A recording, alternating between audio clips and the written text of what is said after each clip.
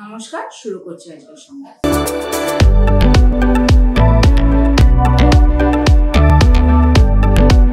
নিজেদের সুরক্ষার দাবিতে এবার বর্ধমানে পথে নেমে প্রতিবাদ জানালেন ছাত্রীরা। তাদের সমবেত কণ্ঠস্বরে মুখরিত হয়ে উঠল কার্জন গেট চত্বর।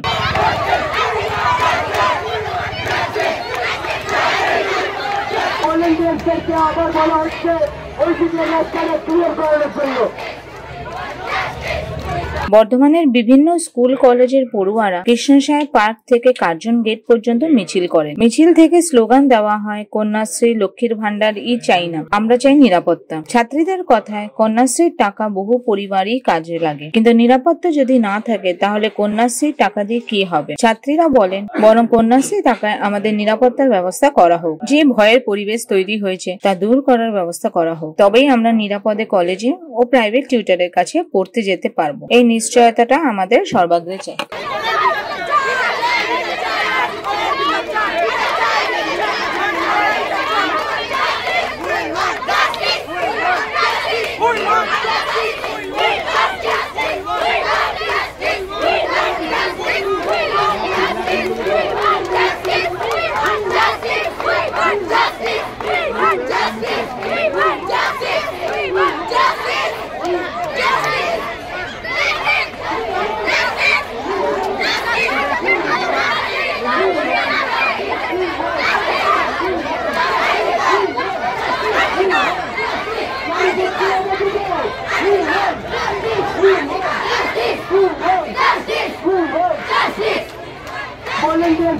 আবার বলা হচ্ছে ওই দিকে রাস্তাটা ক্লিয়ার করানোর জন্য।